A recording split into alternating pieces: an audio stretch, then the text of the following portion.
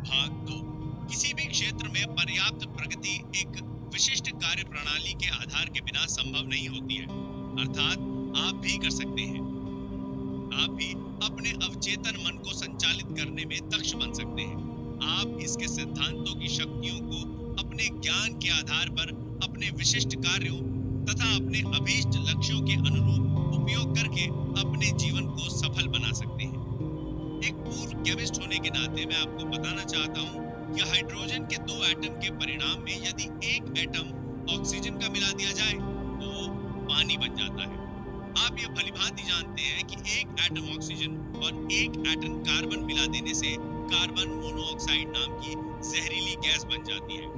लेकिन यदि एक एटम ऑक्सीजन और मिला दिया जाए तो कार्बन डाइऑक्साइड गैस बन जाती है, जो एक साधारण गैस होती है। इसी प्रकार केमिस्ट्री रसायनों के मिश्रण की एक प्रयोगशाला है। आप ये न सोचें कि केमिस्ट्री, फिजिक्स, मैथमेटिक्स के सिद्धांत आपके अवचेतन मन से अलग हैं। पानी अपना धरातल स्वयं बनाता है। ये एक सिद्धांत है जिसे सभी जानते हैं और स्वीकार करते हैं और सभी जगह ये देखने को मिलता है। एक और उदाहरण लेते हैं। लोहा गर्म किए जाने पर फैलता है। ये एक सत्य है जो किसी भी समय किसी भी परिस्थिति में पाया जाता है।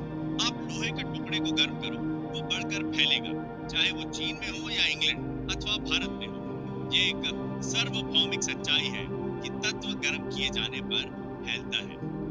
ये भी एक सार्वजनिक सच्चाई है कि आप अपने अवचेतन मन में जो प्रभाव डालते हैं वो अंतरिक्ष के चित्रपट पर एक शर्त, अनुभव और परिणाम के रूप में अभिव्यक्त होता है। आपकी प्रार्थना का परिणाम मिलता है क्योंकि आपका अवचेतन मन सिद्धांत है और सिद्धांत का मतलब है एक वस्तु की कार्यविधि या वस्तु के चलायमान होने का तरीका। उदाहरण के लिए बिजली के सिद्धांत को लेते हैं। वो ऊपर से नीचे की ओर दौड़ता है। जब आप बिजली का इस्तेमाल करते हैं तो आप उसके सिद्धांत को नहीं बदलते, लेकिन प्रकृति के सहयोग से आप अद्भुत आविष्कार और नई नई खोज करते हैं जिनके परिणाम स्वरूप मानवता को अनगिनत लाभ पहुंचाए जाते हैं। आपका अवचेतन मन सिद्धांत है जो आस्था के नियम के अनुकूल चलता है। आपको पता होना चाहिए कि आस्था क्या है, वो क्यों काम करती है और कैसे काम करती है। बाइबल में ये बड़े आसान, स्पष्ट और सुंदर तरीके से बताया गया है कि कोई विश्वास के साथ पहाड़ से कहे कि हटो और समुद्र में जा गिरो तो उसे अपने हृदय में कोई संदेह नहीं रहता, बल्कि उसे विश्वास होता है कि उसने जो कहा वो पूरा होगा, उसे वो सब कुछ मिलेगा जो वो कहेगा।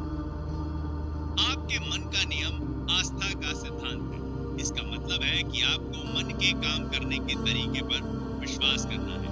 आपके मन की आस्था आपके मन का विचार है। देखो कितना आसान है सब कुछ, बस यही समझना है। आपके सभी अनुभव, परिणाम, शर्तें और कार्य आपके विचारों के प्रति आपके अवचेतन मन की प्रतिक्रियाएं हैं। याद रखने वाली बात यह है कि परिणाम, फल या उत्तर उसमें नहीं जिस पे आप विश्वास करते हैं, बल्कि आपके मन की आस्था से मिलता है।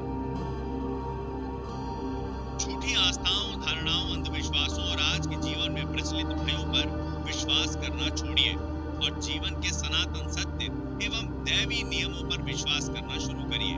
तब जाकर आप जीवन में ऊपर उठेंगे और जीवन का सच्चा आनंद ले सकेंगे। जो व्यक्ति इस पुस्तक को पढ़कर और इसमें दिए गए अवचेतन मन के वैज्ञानिक सिद्धांतों को अपने जीवन में लागू करेगा, वो अपने लिए और दूसरों के लिए वैज्ञानिक एवं प्रभावपूर्ण रूप से प्रार्थना कर पाएगा। आपकी प्रार्थनाओं के परिणाम कर्म और उसकी प्रतिक्रिया के अलौकिक सिद्धांत के रूप में होते हैं, जो आपके विचार की प्रवृत्ति के अनुरूप होते हैं। अपने मन को सद्भाव, स्वास्थ्य, शांति तथा शुभेच्छाओं में लगाएं और देखें आपके जीवन में क्या आश्चर्य होते हैं। आपका मन दरअसल में एक है, किंतु उसके दो स्पष्ट भाग हैं। दोनों की विशेषताएं अलग हैं। सभी बुद्धिमान लोगों को मालूम है कि दोनों विभागों को एक रेखा अलग करती है। दोनों के कार्य बुनियादी रूप से एक दूसरे से अलग हैं। प्रत्येक विभाग को अलग अलग विशिष्ट शक्तियां और गुण मिले हैं। दोनों की पद्धति आपके मन के कामों को सामान्यतः दो पालों में बांट देती है।